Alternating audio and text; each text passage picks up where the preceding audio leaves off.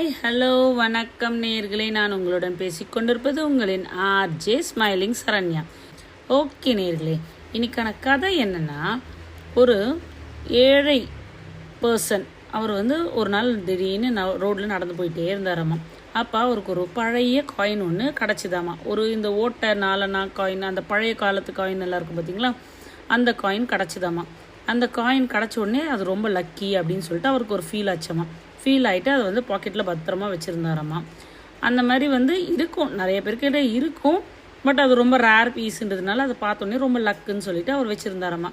அது அவர் ஒய்ஃப் கிட்ட காமிச்சிட்டு இது ரொம்ப லக்கு அப்படின்னு சொல்லிட்டு அவர் பிலீவ் பண்ணி அதை ஒரு ஹாப்பினஸோடு அதை பாக்கெட்டில் வச்சுட்டு டெய்லி ஒரு ஒர்க் பண்ண ஆரம்பித்தோடனே நிறைய பிஸ்னஸ் பண்ண ஆரம்பித்து பயங்கரமாக சக்ஸஸ் ஆகி நேம், ஃபேம், மணி எல்லாமே கிடைக்க ஆரம்பிச்சிருச்சாம்மா. இது எல்லாமே அந்த காயின் வந்த நேரம் தான் அப்படின்னு சொல்லிட்டு அவர் இது பண்ணுறாரு, சொல்கிறாரு அவங்க ஒய்ஃப் கிட்ட. அப்போ டெய்லியுமே அவர் அந்த பாக்கெட்டில் இந்த காயின் இருக்கான்னு சொல்லிட்டு சும்மா தொட்டு பார்த்துட்டு அதை அப்படியே அந்த ஒரு கவரில் பேக் பண்ணி வச்சுருப்பாங்க இல்லையா, அதில் அப்படியே வச்சுட்ருப்பாங்க. அப்போ ஒரு நாள் திடீர்னு அவங்க ஒய்ஃப் கிட்ட கூப்பிட்டு, ஆமாம் இந்த காயினில் ஒரு ஹோல் இருந்துச்சுல, ஏன் இப்போ இந்த காயினில் அந்த ஹோல் இல்லாமல் வேறு காயின் இருக்குது அப்படின்னு சொல்லிட்டு சொன்னாங்களாம்மா. கேட்டாராம்மா அவர் ஒய்ஃப் கிட்ட.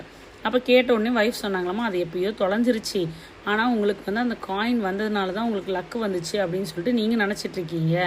அது அடுத்த நாளே தொலைஞ்சு போயிடுச்சு ஆக்சுவலாக. ஆனால் அந்த லக்கு ஆளை மட்டும் உங்களுக்கு இல்லை, நீங்கள் உங்களோட தன்னம்பிக்கை, உங்களுடைய முயற்சினால தான், விடாமுயற்சினால, ஹார்ட் ஒர்க்னால தான் நீங்கள் வெற்றி பெற்றீங்க. அதனால் ஆல்வேஸ் ஒரு போல்டாக நம்ம ஒரு தன்னம்பிக்கையோடு வாழ்ந்தோன்னா நம்மளால் எல்லாத்தையுமே வெற்றி பெற முடியும் அப்படின்றது தான் இந்த கதை சொல்லுது. நன்றி, வணக்கம்.